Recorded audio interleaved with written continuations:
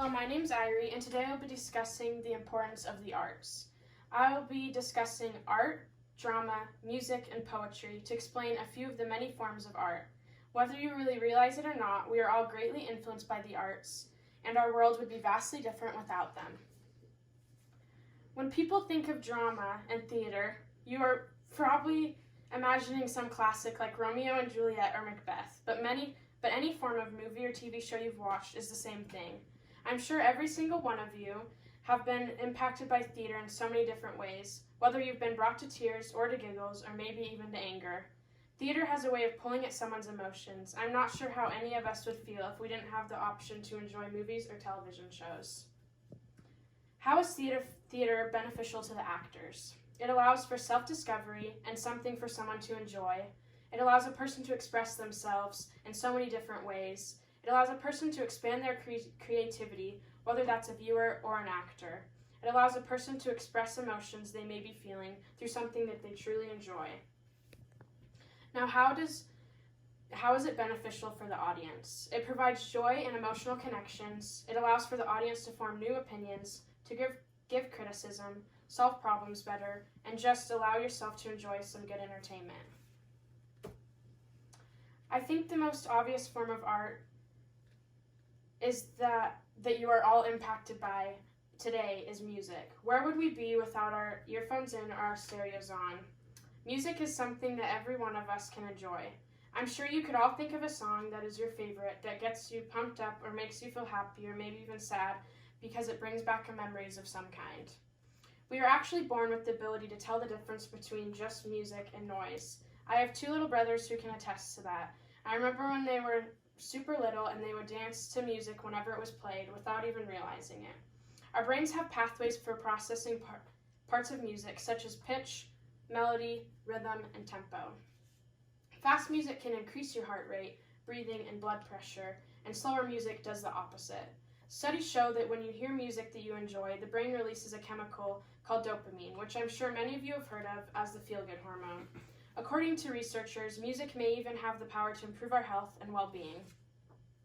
Some of these positive health effects include an improvement of mood, a reduce in stress, a lessen in anxiety, improves exercise, which I'm sure you could all agree that working out is a lot more enjoyable with some good music. It can improve memory and even soothe premature babies. Music allows us to see into different cultures with how many different genres there are and to really just let loose and enjoy something wonderful. Art, like all of the other arts, allows for a person to find something they enjoy and to be creative.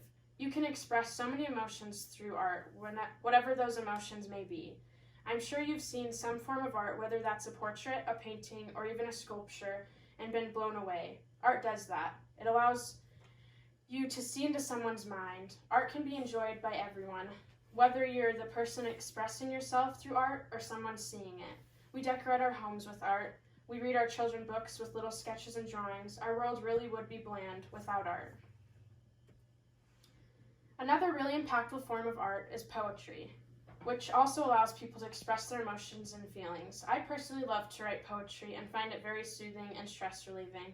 There are so many different forms of poetry: spoken word, the rhyming kind of poetry, which I'm sure all of you think of when you hear the word poetry. A diary could even be considered poetry. Poetry can be very moving at times, or even bring you to tears. That's just how powerful these arts can be and how helpful they can be to people. Of all people, arts are the most important for the children. That's why arts and education is so crucial. Involvement in the arts is associated with gains in math, reading, cognitive ability, critical thinking, and verbal skills. Arts can also improve motivation, concentration, confidence, and teamwork. I don't want to bore you with statistics, but the arts are proven time and time again to be very helpful in a child's development and in their successes, for allowing their mind to expand and grow, and for children to have something they can turn to in a time of need, to really express themselves and find joy in something they can gain so much from. But why is it that these opportunities are being taken away from these young children? A report by Americans for the Arts states that young people who participate regularly in the arts are 4 times likely to be recognized for academic achievement. Another study of Missouri public schools in 2010 found that greater arts education led to fewer disciplinary infractions and higher attendance at graduation rates and test scores. The Arts Education performed a meta-analysis of 62 studies that revealed that students who study music have increased achievement and proficiency in math. Reading and cognitive skills were found to increase, as were verbal SAT scores. Why not focus a little more on these arts programs, because in reality, they are helping students in their ability to learn. It has become a problem in the public school system with its pressure to raise test scores and has reduced that classroom time for the arts. Arts education has been slipping for more than 3 decades, and funds for it have been lessening. The focus has been on math and English in hopes of high test scores, but really this is just hurting the kids in the long run.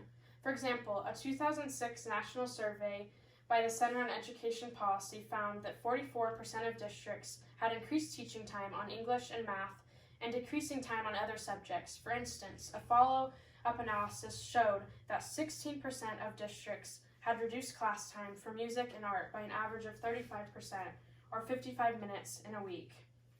While it is important for a child to have good reading and writing skills along with mathematical knowledge, where are these students without something to find true enjoyment in, to allow themselves to let their brains wander and to really be creative?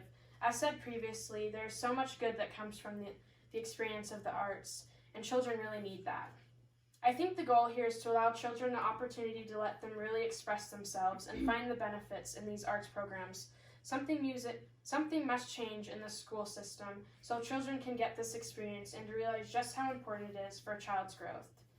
We can all relate to each other through art, whether that's a poem, a painting, or a beautiful love song, and that's what's most important in a person's life. The ability to make connections and find happiness, or something that makes you happy in this world. And that's why this can't be taken away from students. They should have this opportunity at happiness, because that's exactly what the arts are and what they create for so many people, every single one of us. Now we know that what the children really need is this enjoyment. And if the schools aren't going to support this as much as they need to, I challenge you to go for yourself, go to a concert, an art gallery, or maybe just write down your feelings. Art is a wonderful thing we should all be experiencing in our day-to-day lives. I'm sure you'll see the differences they can make. Thank you for listening. Have a wonderful rest of your day. Is there any questions? I have a question. Uh-huh. So, as you said before, how they're having less and less class time for the arts, what are some ways that they can try and fix that in the schools? I think maybe having more clubs or just after-school programs available